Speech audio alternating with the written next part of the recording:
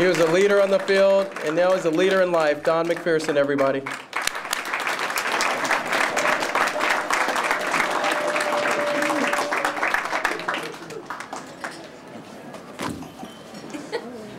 Nothing like ending a nice moment. A nice, smooth move. I think the last thing you heard on that video was no one laid a hand on Donnie McPherson. And that was Roger Springfield, who continues to produce these great, wonderful videos. And the reason that no one laid a hand on Donnie McPherson was because of John Garrett and Tom Watson and Jimmy Leibel and all the guys who were here tonight. There's a reason why both Art and myself are standing here, and it is not because we are hardworking, nice people. I've always said this, that there wasn't one, and I will show you. Art talked about this feeling like home, and this feels like home, and this is actually just a nice time, and I could very easily forget that this has anything to do with the Hall of Fame, because it's just family. Whether it's my family who are here, who I'd like to say thank you for being here, and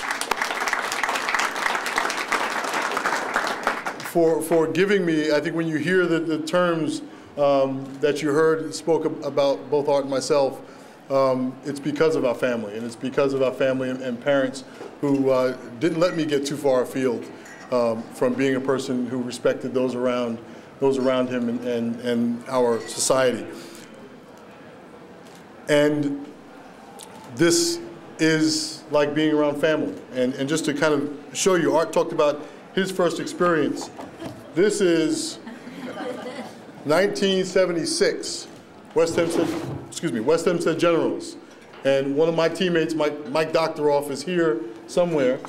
And he brought this photograph to me to kind of really just to make fun of it. I don't know exactly what else you do with it. But this is part of what I'm talking about. This is like being around family. And I'd have to say that without my father standing there, the other dad in the room for me is Coach McPherson, who's standing right here, who I think if anyone walks in this room and doesn't recognize,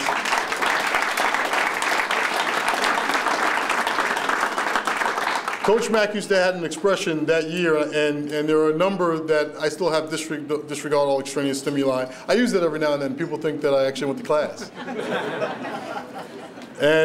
But he had an expression that we're not looking for extraordinary men to do ordinary deeds. We're looking for ordinary men to do extraordinary deeds. And that's what we were. And those guys you saw up there, Jeff Mangrum and Blake Bednarz and Darryl Johnston, all very ordinary men. And we had extraordinary leadership, and we had extraordinary love for one another. And I always say that I wasn't the best football player even in my own huddle, much less in the country or, in this case, in the history of college football. You're better than Tim Brown. You're 21 years late. But I am very humbled by all of this, and I say I did not work any harder. I was blessed, and I think Art would agree, with God-given ability, and was blessed with the ability to be able to do some of the things that helped be a part of a team. But I was also blessed to have enjoyed that run from Mike Doctoroff to John Garrett, to be around some amazing, amazing people, evidence in this room this evening. And so I am just, I'm humbled to be around all of you this evening and to be representing the class tomorrow night at the Hall of Fame dinner. I am extraordinarily proud of my alma mater, and even in this trying year that we've had, I've been very proud of the way Syracuse University has carried its head high and carried as you heard Jeff Mangrum talk about metal, carried that metal true. So I'm very proud to be a part of that family, and very proud as well to be a part of the coming days when people will be talking about Syracuse, and I guarantee you they won't stop talking. Thank you all very, very much. God bless you. Have a wonderful evening.